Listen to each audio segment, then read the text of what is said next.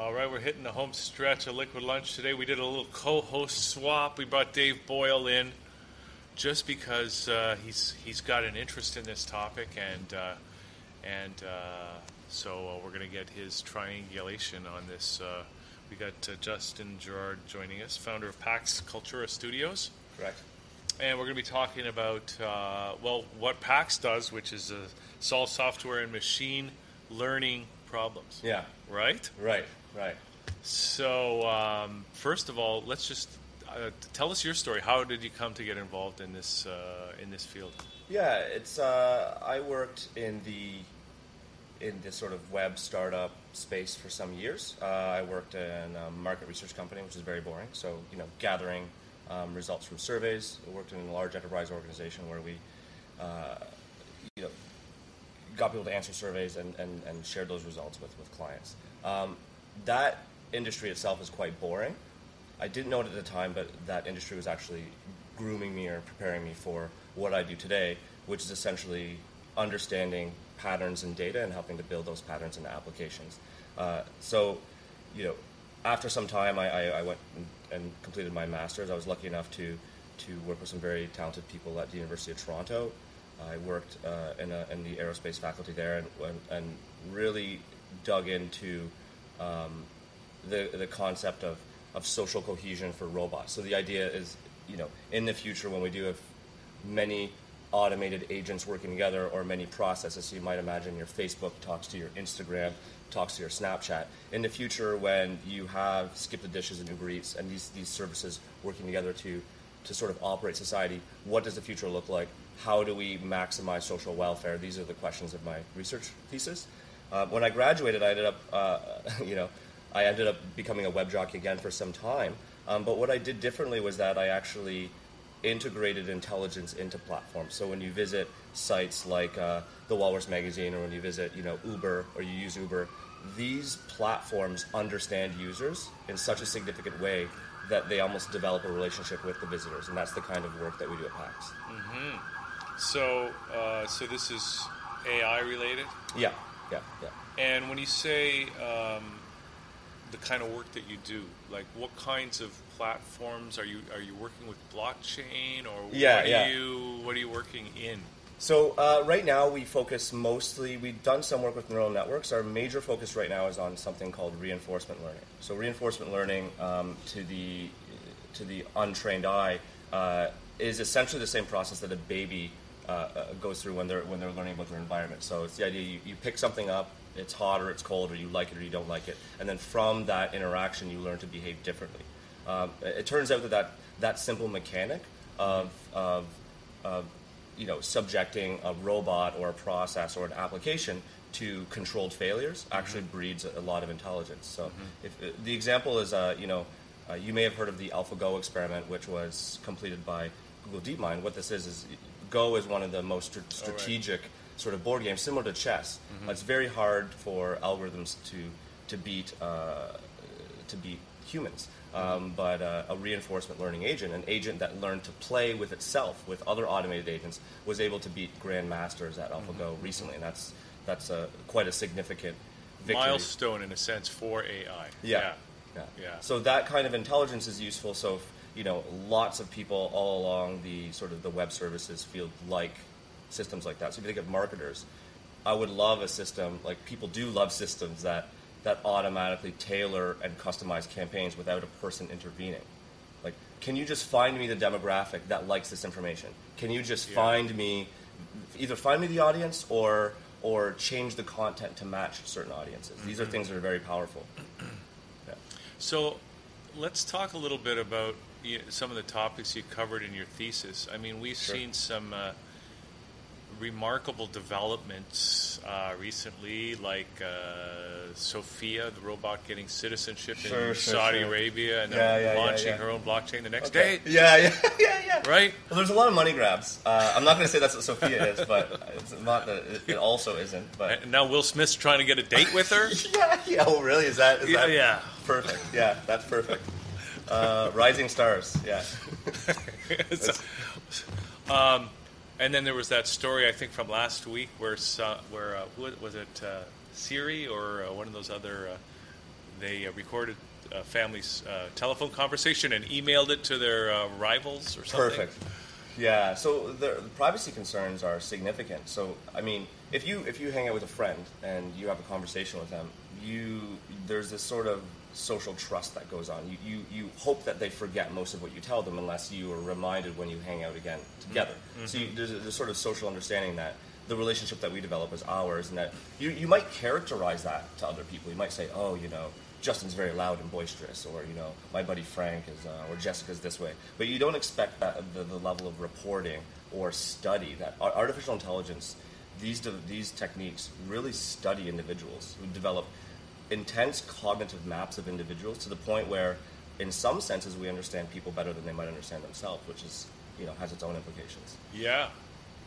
I mean, you wrote your thesis on that, in a sense, right? What was the essence of your thesis? So my thesis, I have a deeper fascination. So people that know me would know that I'm a very socially progressive person.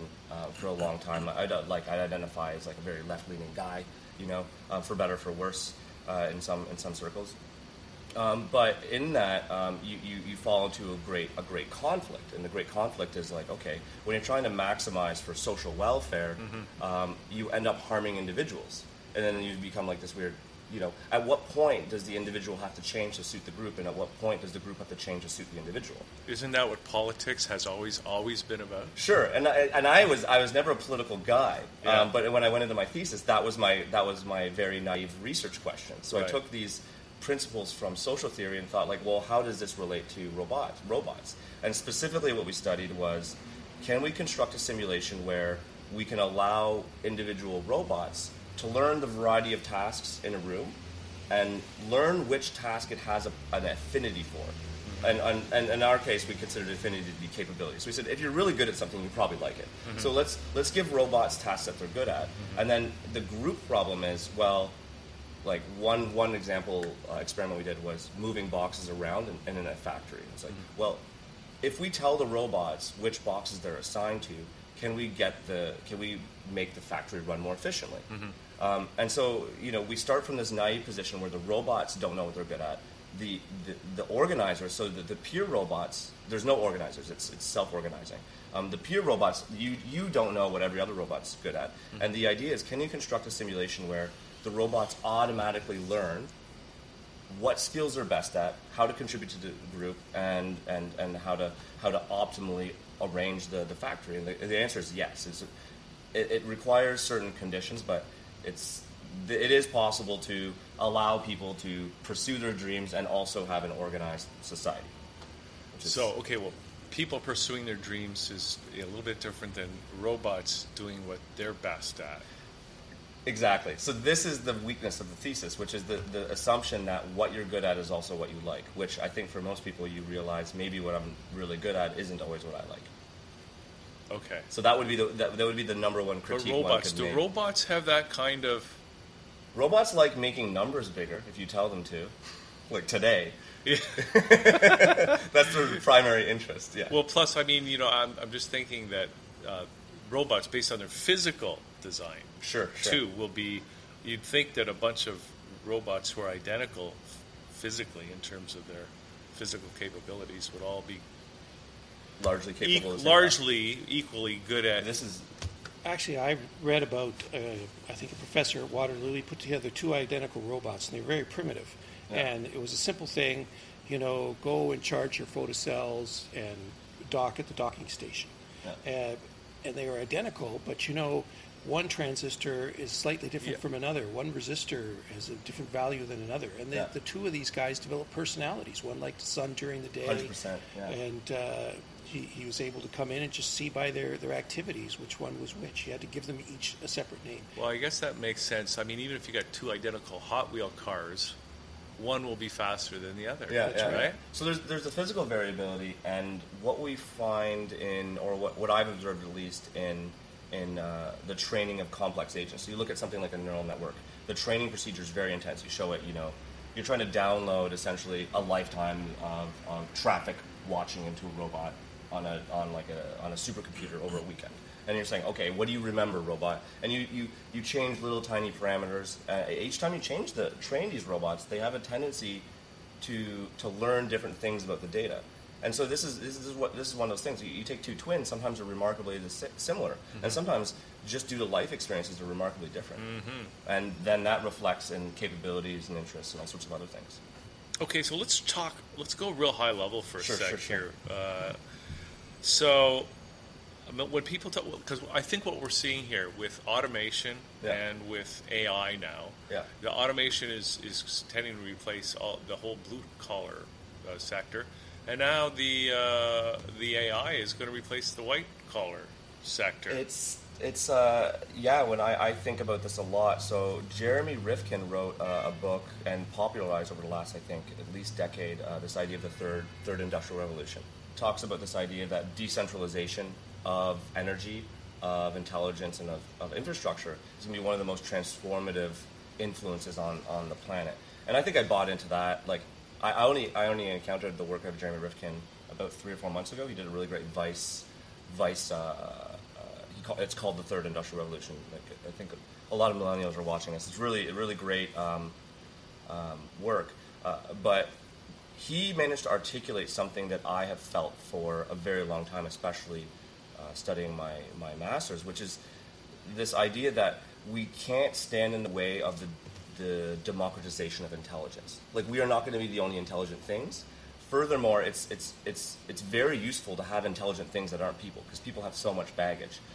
But how we manage that as a society is largely up to us. So we're really dividing each other to two sort of different extremes. And I think about this a lot. On one side, you have intelligent agents that tell you when to deliver food to people, and you have to drive an Uber, you have to do certain transactional operations that a robot cannot yet do. That's the cannot yet do. Right. So you're beholden to some automated agent, and this is what people hate about bureaucracy, and this is the dystopian view of technology. But if you think of like the other side, if you're fascinated by these forces and you think they're very powerful, then you think about this utopian society where you but wish something is true, and then some automated, I wish I had a meal, and then the skip the dishes guy comes to the or door. AI will get so sophisticated that the meal will show up even before you can think of it, right? So they have a really good guy in the MIT lab right now. I forget his name. I should remember names better. But he has created a device. You wear, part of it is a brain scanner, and part of it another sensor sits on your jaw. And what this thing does is you just think words in your head, and you can print them out on your phone. You don't have to say anything. Oh, that's cool. Yeah, it's pretty insane. Yeah. So this kind of world is coming. Okay, so we're talking about the social good and what's good for humans, right? Yeah. So there's the whole. I was just having this conversation yesterday, and that is the idea of the leisure dividend, right? So if all our physical labor and even middle management stuff gets taken care of by automation, by AI, giving us all this free time. I mean, is that free time even going to be good for us? Yeah, we have immense social problems. I don't know. Like, I definitely don't know the answers, but you're working in the field. You have a responsibility. I know. It's my primary interest is like all the projects I work on have massive automation potential. That's the common thread. And you could, on one sense, you could say that's going to have an immense disruptive effect on society. It's true. And to own that and to find solutions, like, I think as a society we have to think positively and we have to think forward. We have to have a forward-thinking attitude about this subject. Because it's not going to go away. It's not going to go away. So things like I personally believe in basic or general income. I believe in this because I just see a reality where unless the educational system keeps pace, things are going to get very different. We don't have that industrial model anymore. We don't have a model where you can go learn certain skills, and then there will be a company that you can work for that will utilize those skills. You will fit in this role, right? And I think people when I grew up, that model, people scoffed at it, like, oh no, go be an artist or go do some amazing work. Don't just go sit in a job. But now, with that opportunity being taken away, with those traditional roots being taken away, there's a lot of sadness. It's like, well, it's like how do you where's get my an guarantee? income? Where do you get the income even, right? If everybody's getting replaced. I mean, But on the one hand, what we're talking about, Yeah. and I think this is part of the big opportunity, we're moving from an economy that's based fundamentally on scarcity Yeah. to we're moving from scarcity to abundance. This is the real threat here. This is what we should be acknowledging. Well, I mean, as a people. threat. I mean, Yeah. who doesn't want abundance? That's Yeah. what everybody's been seeking Yeah. all along. The economic models we have are based on competition for scarcity. So they don't really talk about how to deal with abundant value. Like with the idea that, here's the other story. Like the 1% of the population of the world has so much value. But no one's talking about the fact that society seems to function perfectly well, even though the 1% has almost all the value. That's amazing. Like that's an amazing feat of efficiency that there's so much value locked up in like just the way people operate and the tools and services and the technologies that we use, that we can allow that much extra value to be siphoned.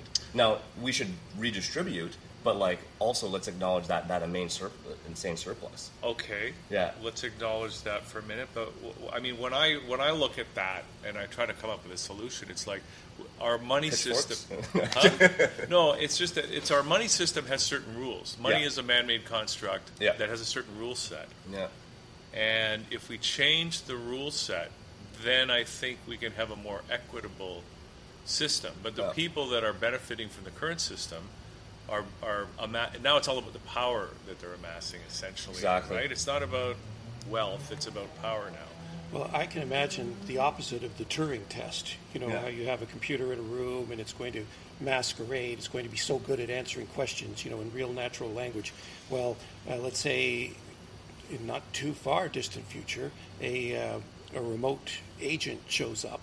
And supposedly it's an artificial intelligence, but really it's someone who's out of work or who's bored, who's pretending to be the machine. Yeah. It's like a Philip K. Dick novel. Humans will pretend to be AI agents. Sounds like a fable in the making. Yeah. Yeah. Well, I've actually played that role before, so this is. A I was going to ask you earlier if you were a this robot. is a true story. Yeah. No, this is a true story. So the coolest thing that I got when I was living in the country was dial-up access to StarCraft. StarCraft had just come out, really big game. Blizzard Entertainment was killing it, and I wanted to log on and play online. And the dial-up modem I had would only dial out if it could sense a dial tone. But we had some messages on the answering machine, so it changed the dial tone. So then I couldn't dial into my game. So I had to pick up the phone and pretend to be a dial tone so that it would dial out. So there I had my conversation with the machine, and then was one of the pioneers. I then acted like a robot for one moment. Did you successfully... I did. I bought to play StarCraft that day. Wow. Yeah. Well, you have to do much better than that if you're going to analyze medical data. It's true. Yeah. Okay, so where were we now? I think we're a concentration of wealth. Right, yeah. So, and this is one of the things that gives me some hope around the blockchain thing, is that because blockchain, as money, every token has its own rule set. Yep. Right, and now the game is open for anyone to design any kind of currency with any kind of rule set they want. I think the democratization of currency is fascinating. I can't wait for it to be viable, because I think that money has this like massive coercive effect today. Like if somebody has money, they pretty much can get whatever they want. Yeah, and they end up accumulating all the productive capacity of the economy. So I think the game is, I've been involved in startups now for the better part of a decade, and I think that people underestimate the power of like the value that they contribute to each other's lives or to other people's lives, the businesses they can found, and the value of attention or cool. Like this.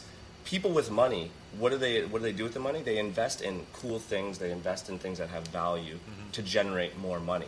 And so essentially what they're doing is, what I've noticed with some of the elites I've met is that they play this game. They're like, how much money or how much capital, let's just take away money, how much capital do I have in my cool account? Like, how many people am I supporting that are cool or that will generate money? And then they play this game where they swap money back and forth.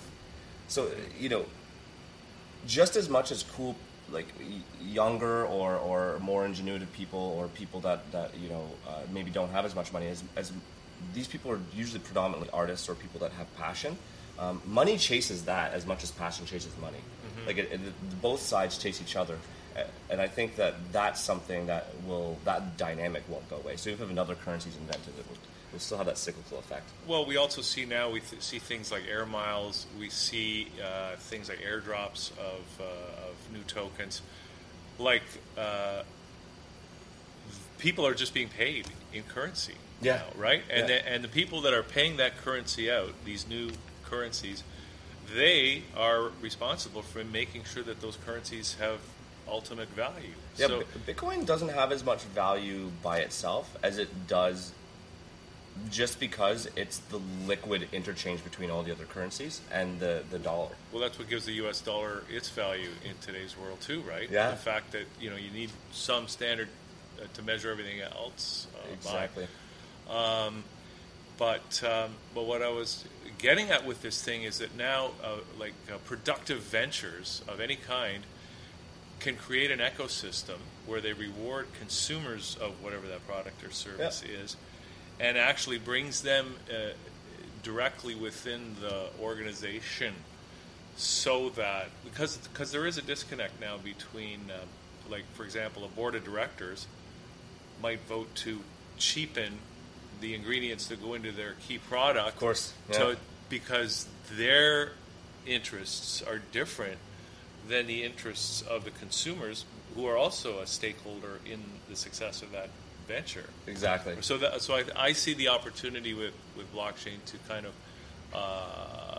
eliminate that disconnect and bring the consumers Hopefully. right into the decision-making process. I think that was that might have been the original goal of this. One of the nicer goals of the stock market. It was this idea that the consumers will also be the investors, and because of that, then we won't have as much a negative relationship where you have a company optimizing against the consumer base. But I don't know how well that experiment's. I think that's headed for disaster. You remember Forbidden Planet, where the Krell built a machine? I love that movie. Anyone who had a desire, and they got into this bizarre feedback loop that destroyed everything. That's right. Is that what I could never figure out what the end of that movie was about.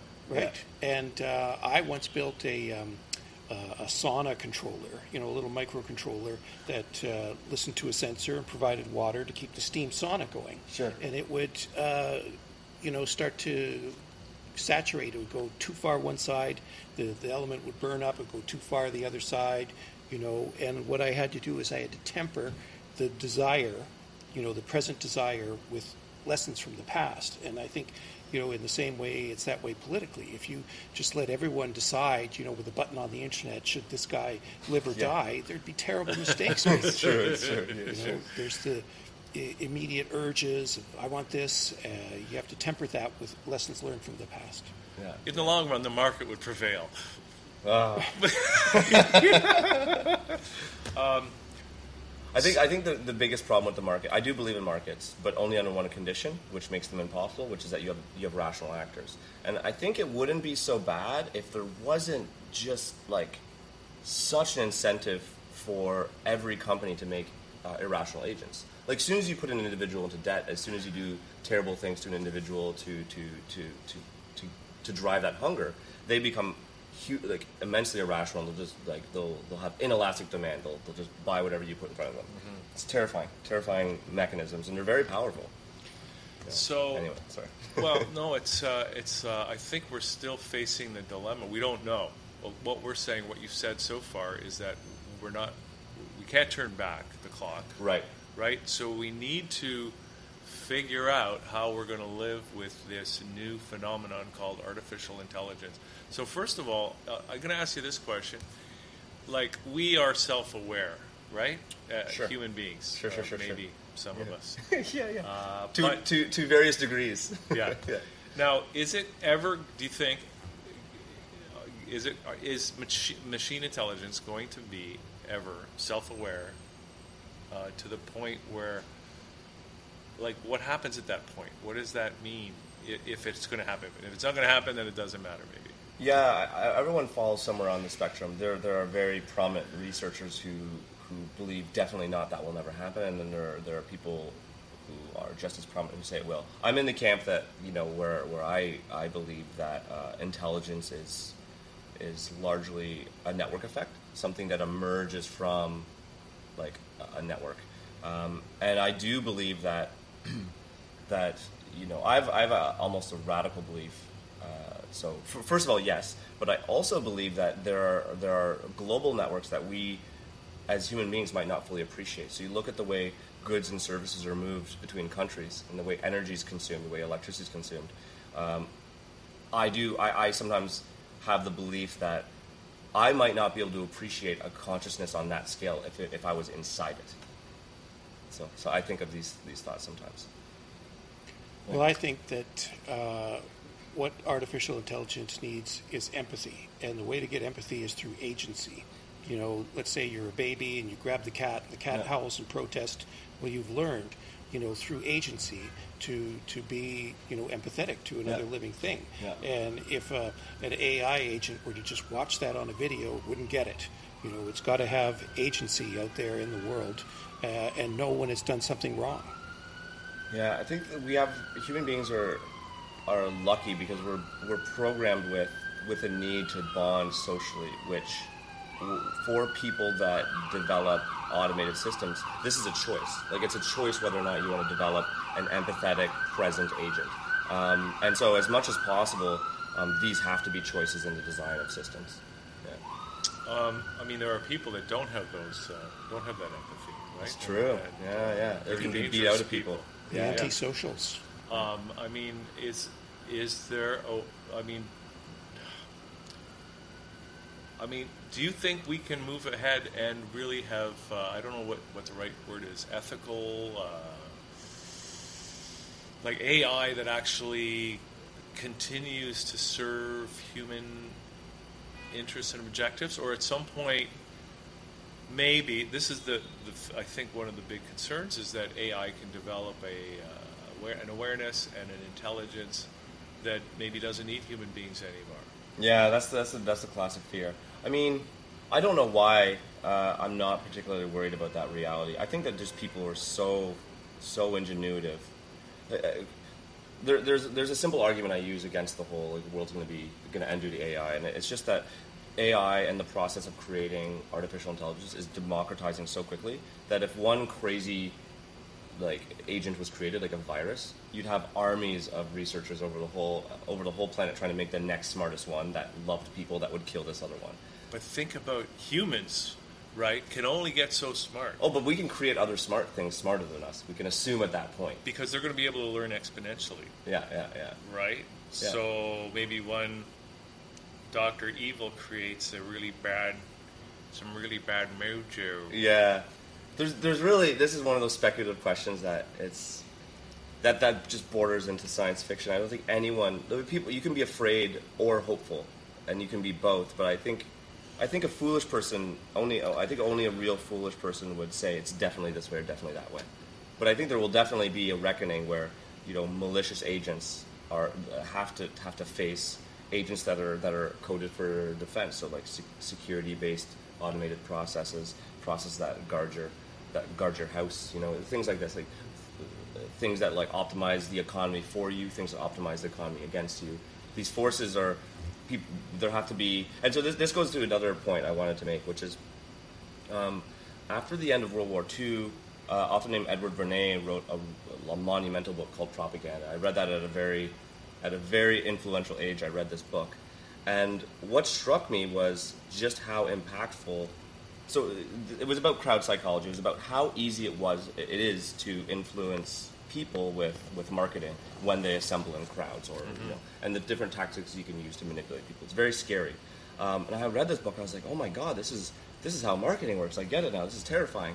But at the end of the book, he said, I'm not a bad guy. The reason I'm writing this book is because I think that really great people that believe in freedom, people that believe in health and longevity, people that currently these devices are being used by people who want to recruit troops, they want to sell product. But my hope by writing this book is that a whole generation of people use these tools to communicate about political campaigns. But predominantly what happens with people on the more left-leaning side of the spectrum is that because these tools are used to target individuals so much, they're revolted by them. So they don't want They don't anything engage. to do with them rather than use them. And that's my fear for AI. My fear for AI, or my fear with regards to people and the way they engage in AI, is that the people that need to be using it the most are probably the people that hate it the most. Yeah. Well, that's sounds like that's not you, because the name of your company, Pax Cultura Studios, you're making a statement just with the name. Yeah. And so can you just sort of tell us, again, if you haven't already, like, what's your mission working with automated systems? My mission, and I've been lucky so far to be able to do this, is to democratize artificial intelligence for the benefit of humanity. And since we're a small shop, we're not like 100 people, 10 people, and because we're a smaller group, what that means is that we choose projects and partners that have, in some senses, a social mandate. So I'll give you one example. One of the biggest environmental pollutants in the world is logistics. It has a huge carbon footprint. People die all the time driving on the road. Whether or not you think that trucking is a great industry, fine, love it or hate it. But the reality is that just by automating that job, we cut down greenhouse gas emissions from logistics by like exponential factors. We save lives, we keep people off the road, and products, goods, and services get shipped faster. So that sort of automation benefits humanity. And I think there are so many products out or platforms or ideas out there that benefit the world in the same way.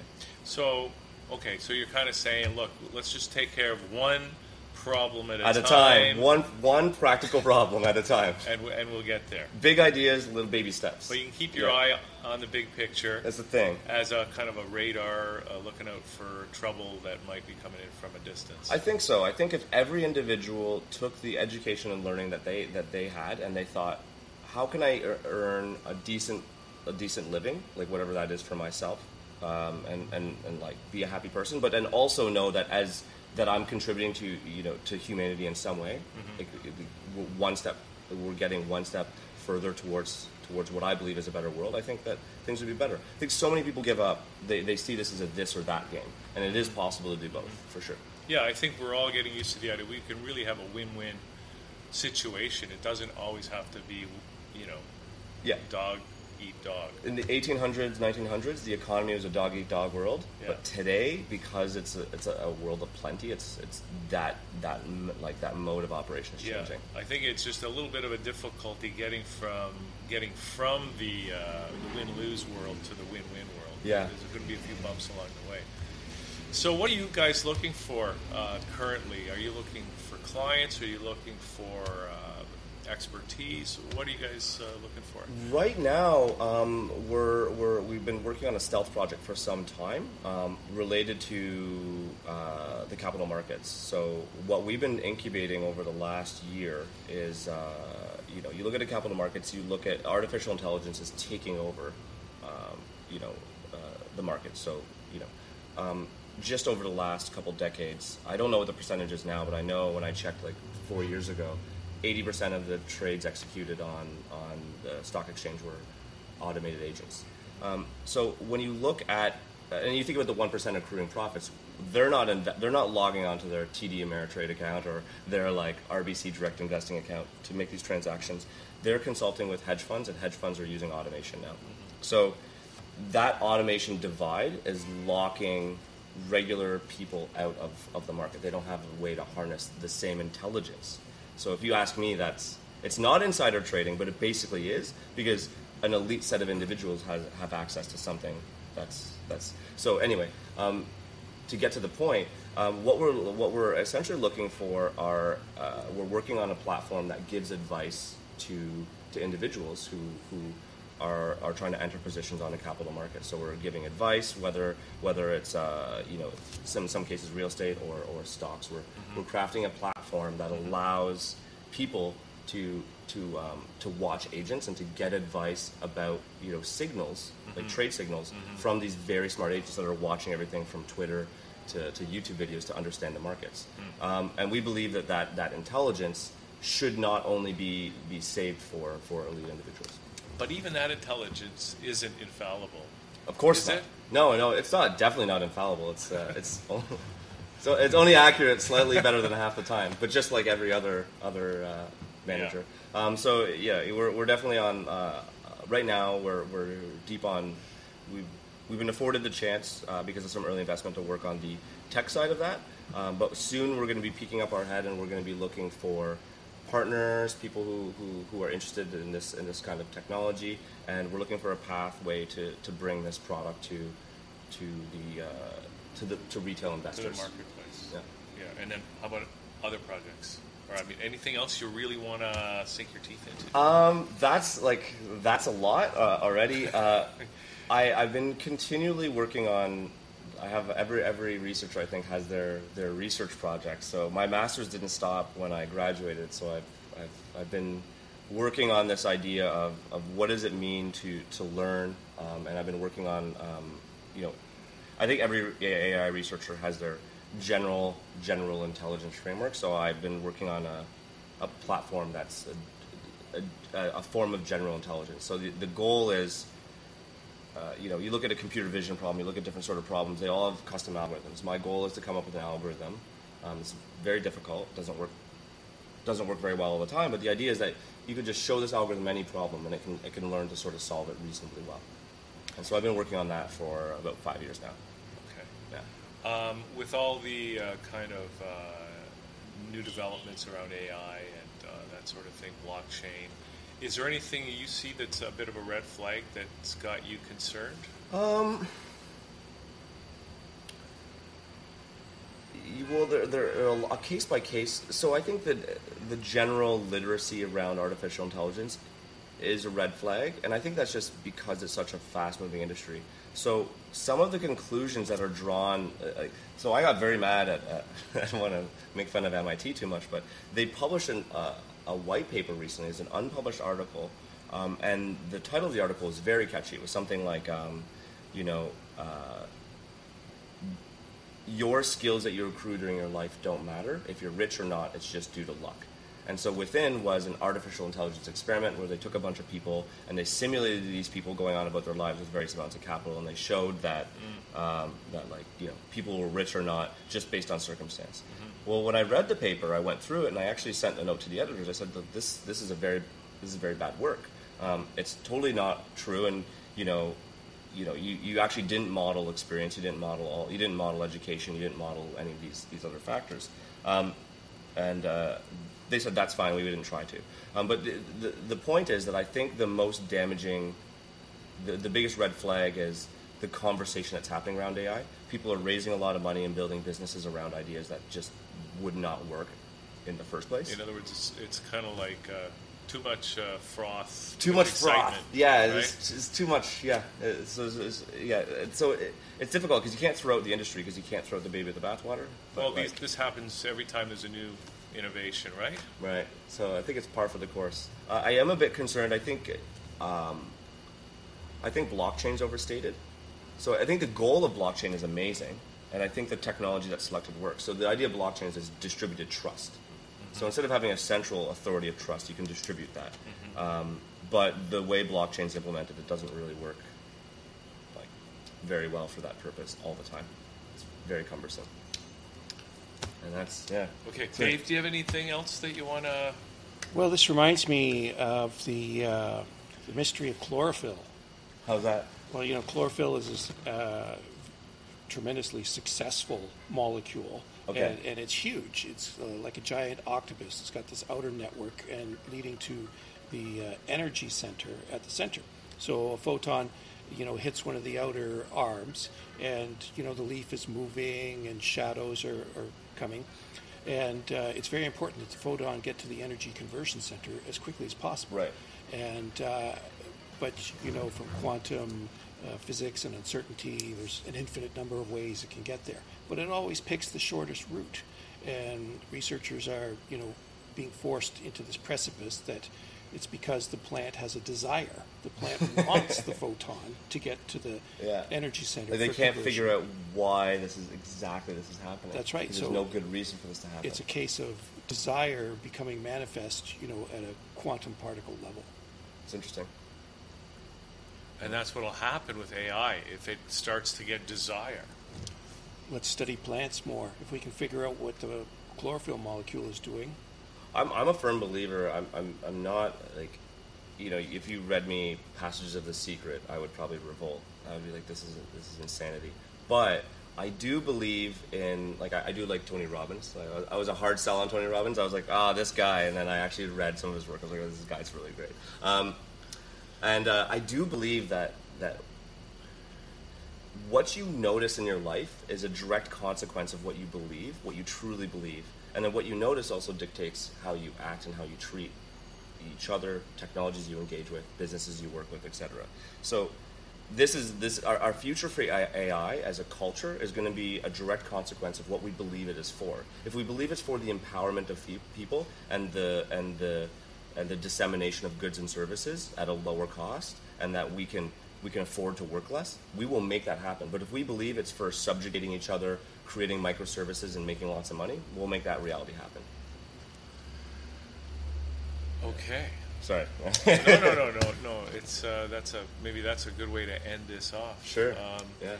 If now, so for people watching this, maybe they, for whatever reason, want to get in touch with you or get in touch with Pax Cultura Studios, what's the best way for them to do that? You can visit the website.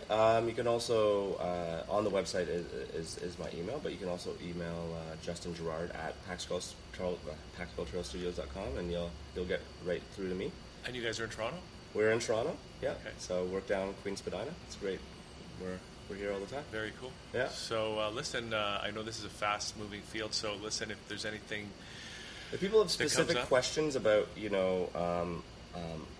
how to design smart products or smart services that engage customers, if they wonder if they are curious about data and they want to know if they're using the best practices, or even if the way they're approaching their problems is realistic, we're probably one of the best shops to talk to. Okay. Yeah. All right, Justin. Been great to meet you. Great to have this conversation. Love to have you back. Thanks for having next us. time Really something occurs to you that you want to just talk about and Sure. get the word out about. Okay, that sounds great. Thank you so much. Okay, thanks. Yeah. And thanks, Dave. How did you like it? Well, it was great. It was super. I had 18 other things my God. I thought were appropriate, but I didn't want to Well, see, that's hijack. the thing, right? See? Okay, we'll have to get Justin back and We'll have a whole other conversation. I could do this all the time. This is so fun for me. Yeah. I never get to talk about these things. My girlfriend's like, what are you doing? Here's one we won't have to bribe. Yeah. Okay, great. Okay, thanks, Justin. Thank you, David. And thanks, everybody, for tuning in. We'll see you next time here on thatchannel.com.